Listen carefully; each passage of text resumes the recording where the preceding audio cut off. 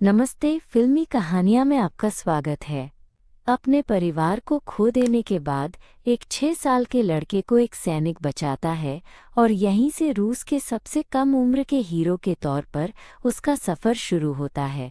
आज हम 2019 की फिल्म सोल्जर बॉय की कहानी जानेंगे। ये 1940 के दशक की बात है जब दूसरा विश्व युद्ध चल रहा था। सेरियोजा अलिशकोव एक पेड़ के तने से लटका प्रकृति को निहार रहा है जबकि उसकी माँ नदी किनारे कुछ कपड़े धो रही है। उसका बड़ा भाई पेटिया रात के खाने के लिए मछली पकड़ रहा है कि तभी अचानक एक हवाई जहाज आता है और उन पर गोलियां बरसाने लगता है। माँ अपने बेटों को छिपने के लिए कहती है लेकिन सेरियोजा बहादुरी से अपनी ताकतवर गुलेल का इस्तेमाल करके उस हवाई जहाज को उड़ा देता है और दुश्मन को हरा देता है। हालांकि जब वो अपनी माँ और भाई से बात करने के लिए मुड़ता है तो वे दोनों गायब हो चुके होते हैं। ठीक इसी समय दरवाज़ा खटखटाने की आवाज़ से लड़के की नींद खुल जाती है।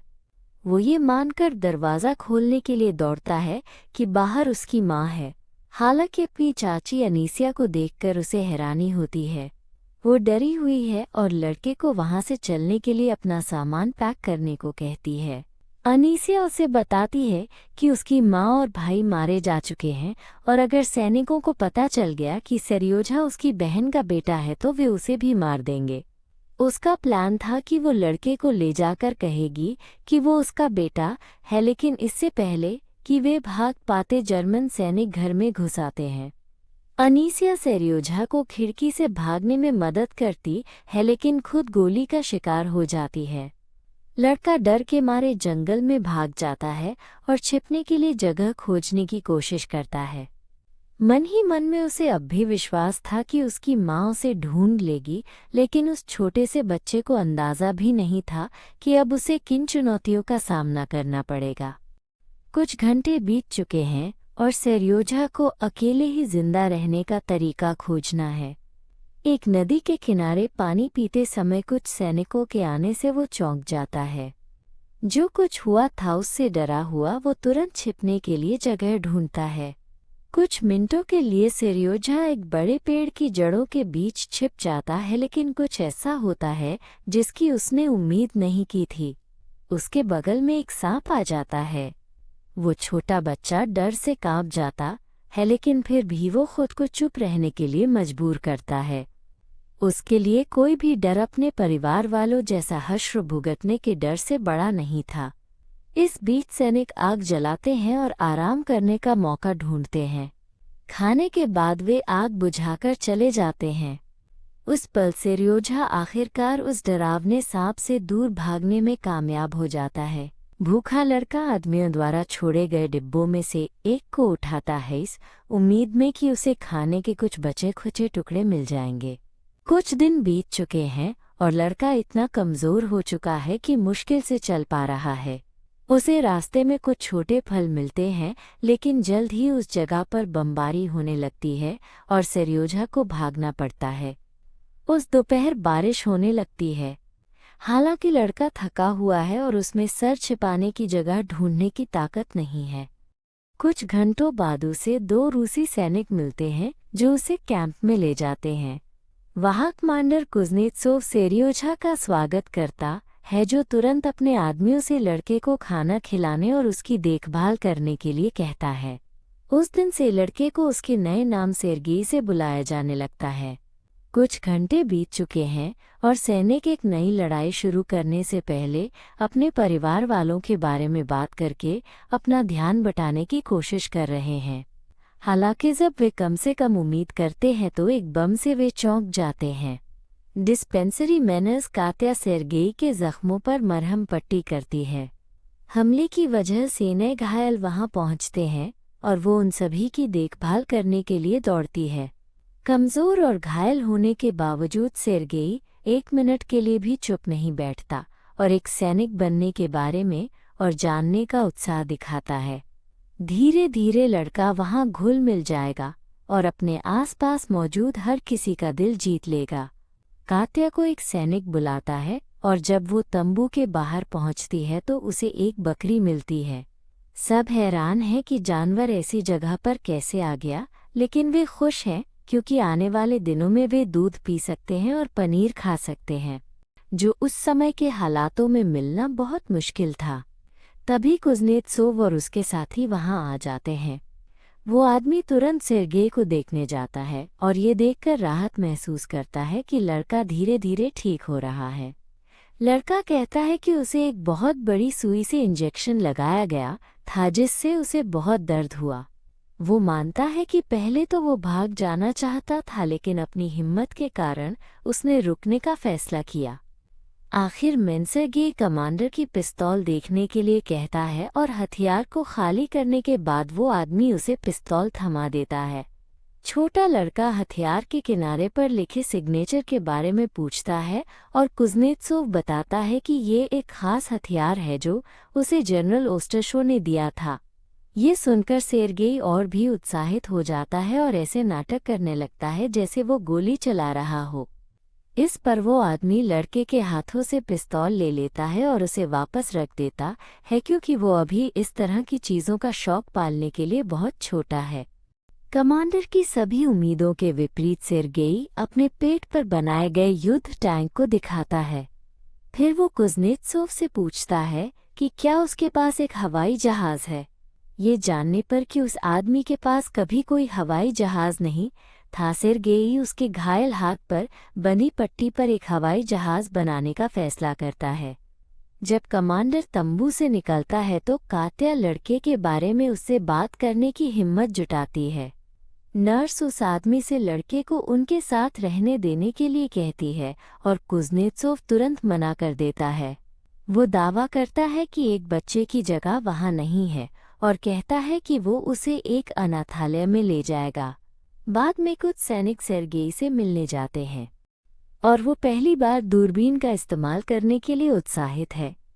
जैसे ही वे निकलते हेनरिज़ो आता है और लड़का दौड़कर उसकी बाहों में चला जाता है। वो आदमी लड़के को एक कैंडी देता है। कैंप के बाकी लोगों की तरह रेज़ो भी उसके साथ एक मजबूत रिश्ता बना रहा है। रात के दौरान कात्या अपनी साथी नर्स से बात करती है और उसे बताती है कि अब वो सो नहीं सकती क्योंकि जब से सेर्गेई आया है वो उसके बारे में सोचना बंद नहीं कर पा रही है।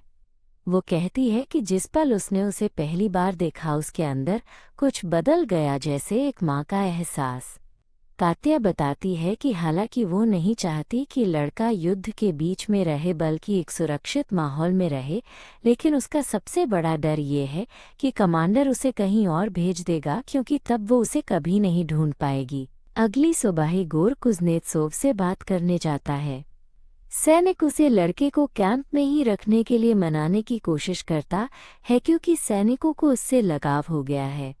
आखिर जब वे सेर्गेई को देखते थे तो उनके दिल को सुकून मिलता था क्योंकि इन्हीं बच्चों के भविष्य के लिए ये लोग लड़ रहे थे। हालांकि कमांडर एक बार फिर कहता है कि उस युद्ध कैंप में बच्चों के लिए कोई जगह नहीं है। कुज़नेत्सोव मानता है कि उसे भी लड़के से लगाव है, लेकिन उसे वही करना होगा जो उसके लिए सबसे अच्छा है। आखिर में कमांडर कहता है कि उसने अनाथालय के कागजात पर पहले ही दस्तखत कर दिए हैं, इसलिए उसके आदमियों को अब उस छोटे बच्चे के बिना रहने की आदत डाल लेनी चाहिए। कुछ घंटे बाद एक हमले के दौरान कुज़नेत्सोव अपने सैनिकों को दुश्मनों पर बमबारी करने का आदेश देता है कि वो खुद युद्ध के मैदान में कात्या की मदद करने जाता है जो एक घायल आदमी को बचा रही है।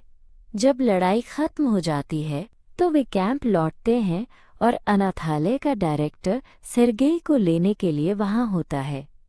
वो आदमी कार में इंतजार करता है कि वे लड़के को अलविदा कहते हैं, लेकिन कात्या बहुत दुखी है और अलविदा कहे बिना जाने का फैसला करती है।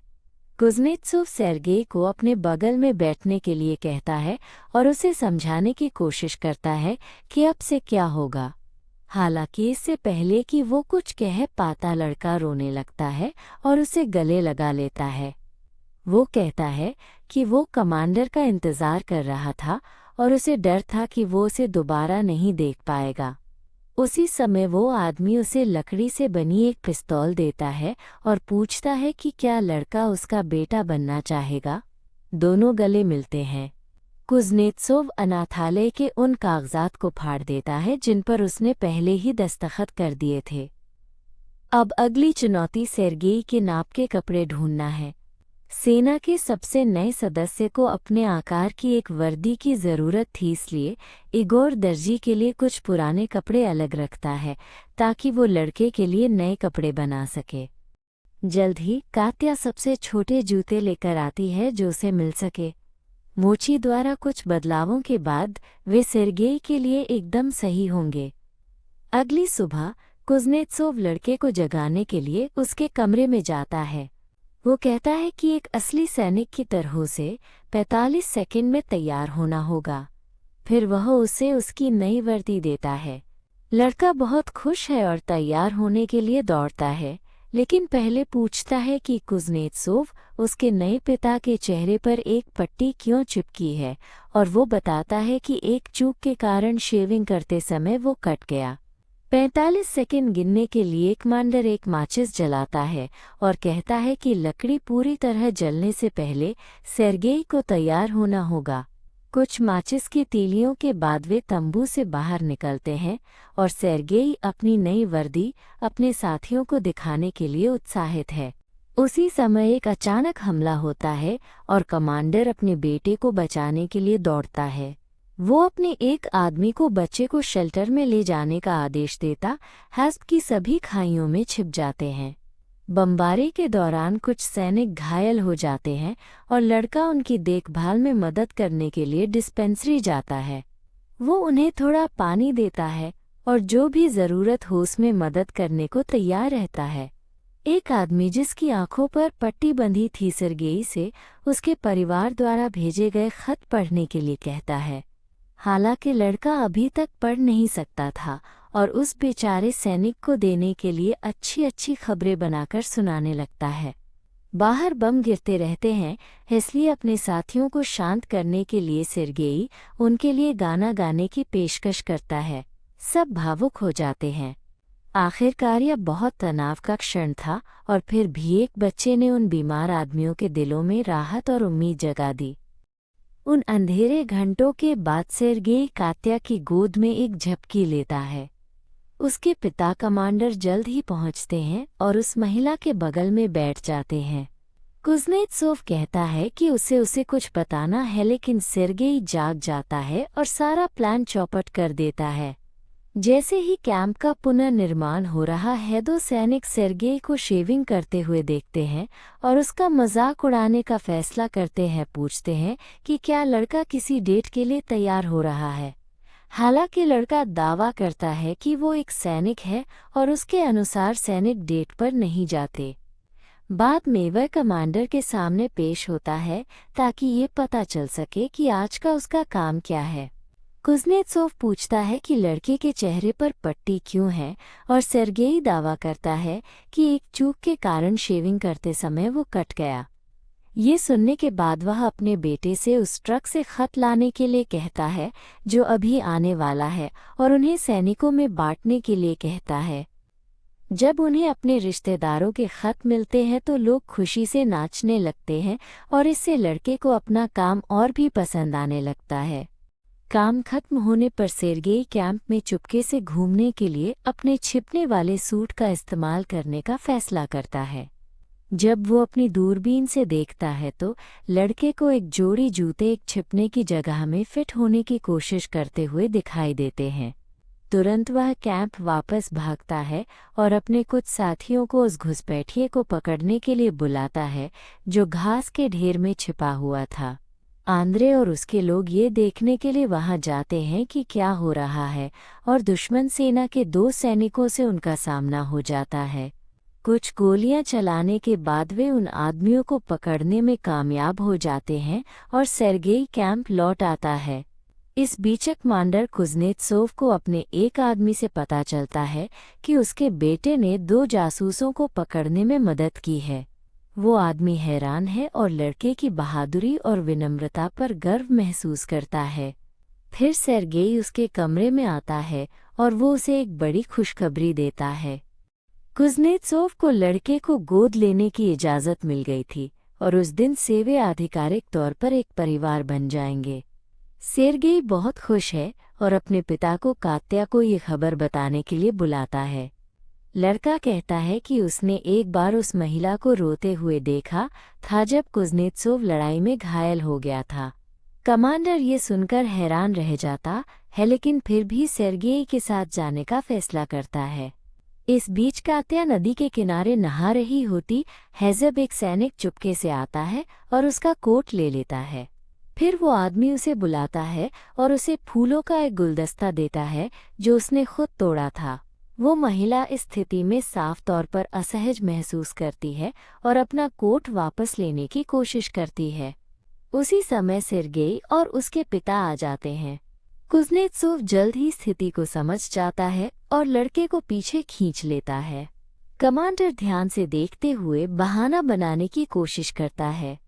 हालांकि सेर्गेई उसकी बाहों से छूटने में कामयाब हो जाता है और कात्या की ओर दौड़ता है। फिर वो अपने पिता को बुलाता है, लेकिन वो आदमी शर्मिंदा होकर पहले ही जा चुका होता है। कुछ दिनों बाद एक और लड़ाई के दौरान लड़का खाइयों से होते हुए इगोर को ढूंढता है। गोला बारूद मिलने के बाद सैनिक लड़के को भूमिगत शेल्टर में जाने के लिए कहता है। सेर्गेई अपने साथियों को छोड़ने से मना कर देता है, लेकिन इगोर उसे ये समझाने में कामयाब हो जाता है कि ये एक आदेश है और एक अच्छे सैनिक को अपने सीनियर्स के आदेशों का पालन करना चाहिए। फिर भी वो छोटा बच्चा मदद करने का फैसला करता है। वो अपने पिता और उनके साथियों को एक टूटे हुए कनेक्शन के बारे में बात करते हुए सुन लेता है। एक तार टूट गया था और कुछ लोगों को इसे ठीक करने के लिए भेजा गया था। सेर्गेई उनके पीछे जाने का फैसला करता है और गोलियों से बचने के लिए जमीन पर रेंगते हुए जाता है। जब उसे एक घायल सैनिक मिलता है तो वो मदद करने की कोशिश करता है और पूछता है कि तार को ठीक करने के लिए क्या करना है। सेर्गेई दोनों सिरों को जोड़ने के निर्देशों का पालन करता है। ऐसा करने से कनेक्शन वापस आ जाता है और कमांडर मदद के लिए बुला पाता है। लड़के के इस बहादुरी भरे काम ने शायद सैकड़ों जानें बचाईं।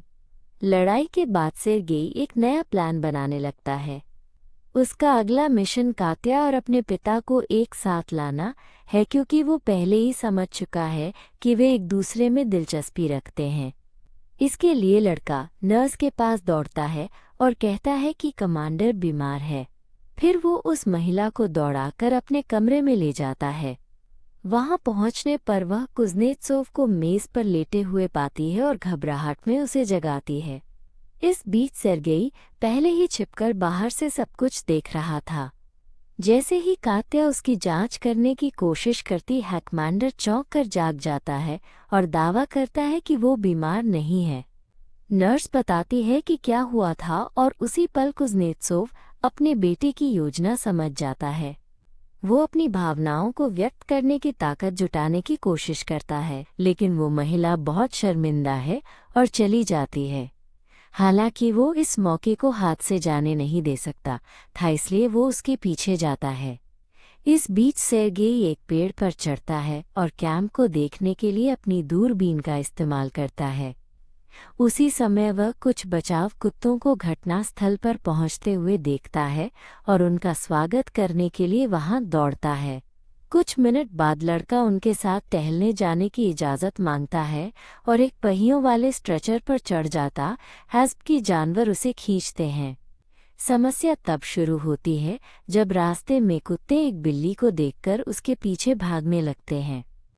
अगर वे ऐसे ही दौड़ते रहे तो वे जल्द ही बारूदी सुरंगों के इलाके में पहुंच जाएंगे और लड़के की जान खतरे में पड़ जाएगी। ये महसूस करते हुए रेज़ो एक मोटरसाइकिल पर चढ़ता है और बहुत देर होने से पहले कुत्तों को रोकने के लिए तेजी से जाता है। ये देखकर कि सेर्गेई उस स्थिति से सुरक्षित है, सैनिक को बहुत राहत मिलती है। जंगल में कुज़नेत्सोव कात्या से बात करने की कोशिश करता रहता है, लेकिन जब वो आखिरकार उस तक पहुंचता है तो उसे ये व्यक्त करने के लिए सही शब्द नहीं मिल पाते कि वो वास्तव में क्या कहना चाहता है। इसलिए वो सेर्गेई को कहानी में लाने का फैसला करता है और दावा करता है कि लड़का उस महिला से बहुत प्यार करता है। फिर वो पूछता है कि क्या कात्या लड़के की माँ बनना चाहेगी। हालांकि इससे पहले कि नर्स जवाब दे पाती एक सैनिक आता है और कमांडर को एक खत देता है। उस पर हाई कमांड का एक संदेश था। अगले दिन सेना जाने की तैयारी करती है। कुछ घंटों बाद वे कुछ किसानों के घर पर आराम करने के लिए रुकते हैं। खाने के बाद उन्हें पता चलता है कि एक जर्मन बम उस घर पर गिरा था और अभी भी वहीं है। बम छत से होकर फर्श को छेदकर अंदर गया था, लेकिन किस्मत से वो फटा नहीं। सैनिक तब कोई भी नुकसान होने से पहले उस चीज से छुटकारा पाने में उनकी मदद करने का फैसला करते हैं। बाद में वे अपना मार्च जारी रखते हैं और सेर्गेई रेजो और अपने पिता के साथ एक सवारी करता है। अचानक जिस गाड़ी में वे थे उसमें विस्फोट हो जाता है और बटालियन पाती है कि वो बारूदी सुरंगों वाले इलाके में आ फंसी है। सेर्गेई और आसपास के सभी लोग शोर से घबरा जाते हैं। कुछ मीटर आगे लड़के को रेजो मरा हुआ मिलता है।